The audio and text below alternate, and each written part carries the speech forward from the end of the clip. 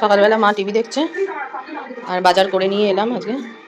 মা হচ্ছে রসুন ছাড়াচ্ছে, পেঁয়াজ রসুন বাজার করবো। বাজারে কি নিয়ে এসেছি, জল খাবার খাওয়া হয়ে গেছে। বাজারে চিকেন নিয়ে এসেছিলাম, দই দিয়ে মাখিয়ে রেখে দিয়েছি। আর টিফিন খাওয়া আজকে হয়ে গেছে। আমি এইসব সিরিয়াল দেখি না, কিন্তু এই মা যখন দেখে তখন মায়ের সাথে একটু দেখা হয়ে যায়।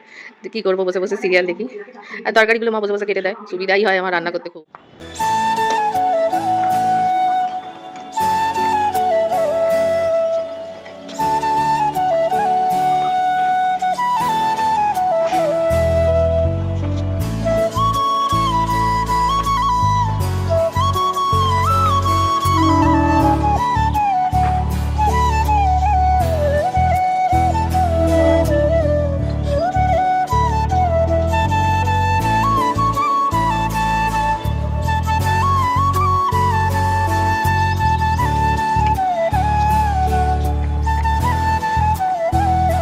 কাপড় মেলে দিলাম, শিবরাত্রির জামা কাপড়গুলো ওই যে পরে এসেছিলাম সেদিন, পুজোটা মেলে দিয়ে গেলাম, ছাদে এসেছিলাম।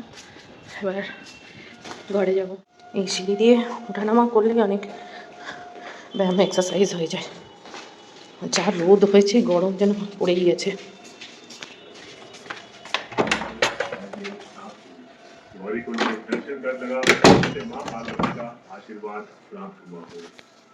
আদা রসুন সব কেটে জোগাড় করে দিই স্নান করতে। গরম জলটা চাপিয়ে দিই মানে ওই গিজারটা বসিয়ে দিয়েছি। মানে কৈলাসের একটা ভিডিও চলছে, কৈলাসের ভিডিও আমার খুব ভালো লাগে। জানি না কোনোদিন যেতে পারবো কিনা, কিন্তু ভিডিও দেখতে খুব ভালো লাগে কৈলাসের। এখন ফোনে কথা বলছি আর মা এদিকে পুজো করছে, আবার তাকাচ্ছে আমার দিকে। ল্যাপটপে কি করছো দেখি একবার, ল্যাপটপে কি করছো? ডিভাইস গো, দেখি দেখি দেখি। ওই একটা, আবার এই একটা, বাবারে বাবা। মা এই পুজোটা করে দেয়, আমার শান্তি একটা। দুদিন করতে পারিনি।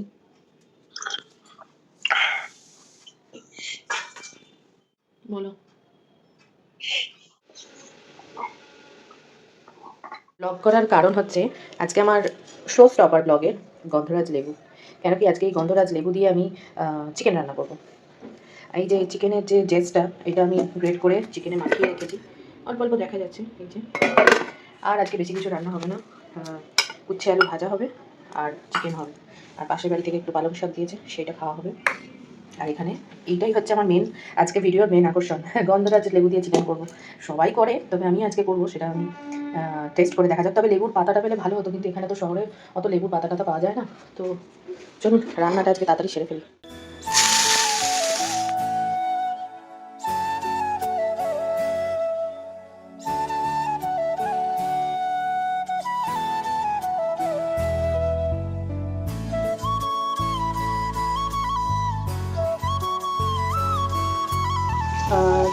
দুটো মাত্র পেঁয়াজ দিয়েছি, আর এখানে টমেটোটা তেজপাতা দিয়ে আগে একটু ভেজে নিয়েছি।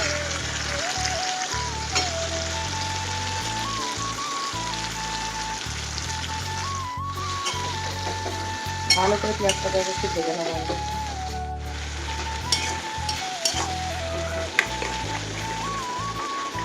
ভাত হচ্ছে, আর চিকেনের ফাইনাল লুকটা একটু দেখা। এই হচ্ছে চিকেনের ফাইনাল লুক, কতটা কি দেখা যাচ্ছে। এই যে একদম পাতলা টেলটেলে ঝোল, কারণ আমার শাশুড়ি মা ঝাল খেতে পারে না, আর একটু হালকা পাতলা খায়, তো ওই জন্য পাতলা টেলটেলে ঝোল একদম।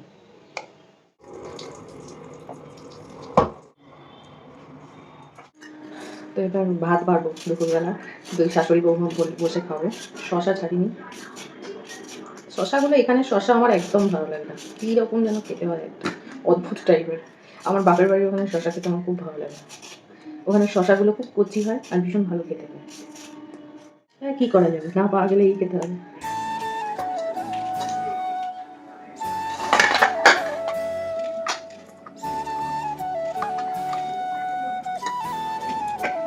পোস্ট অফার হচ্ছে গন্ধরাজ লেবু,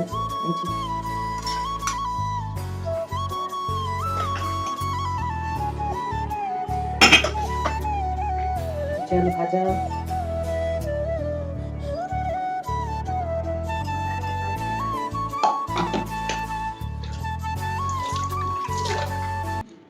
আমার শাশুড়ি মা লেগ পিস খেতে একটু ভালোবাসে, সেই জন্য একটা লেগ পিস দিলাম।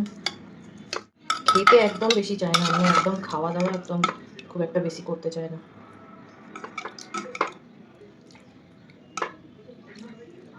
দেখা যাক কেমন লাগে আজকে তার।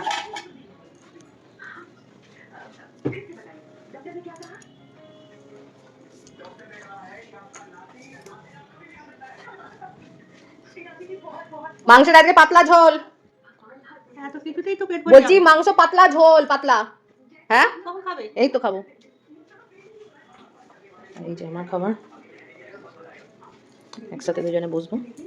আমার শাশুড়ি মা একা একা খেতে চান না একদম, মানে কেউ একজন বসলে খুব পছন্দ ওনার।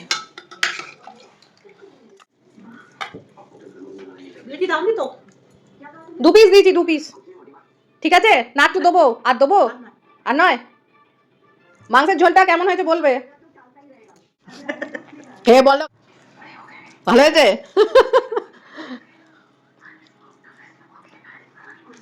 যে আমিও নিয়ে বসেছি, উচ্ছে ভাজা দিয়ে খাচ্ছি আগে, আর টিভি দেখছি অনুপমা।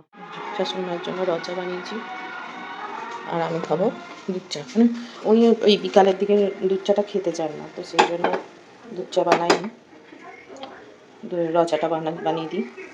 আসলে বয়স্ক মানুষ তো, গ্যাস অম্বলের একটু সমস্যা হয়, ওই জন্য বানাই না, দিই না আর কি। আর আমি আবার দুধ চা ছাড়া খেতে পারি না, এই এক সমস্যা।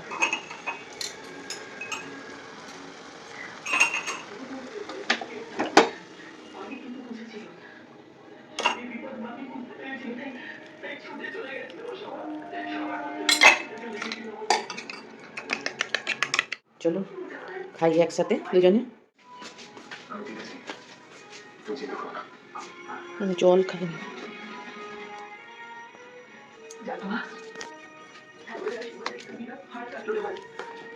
জল খেলে না, জল খাও। এখনো সিরিয়াল চলছে আমাদের, সারাদিনই চলে প্রায়, মা যখনই এসে বসে তখনই সিরিয়াল চালিয়ে দিই।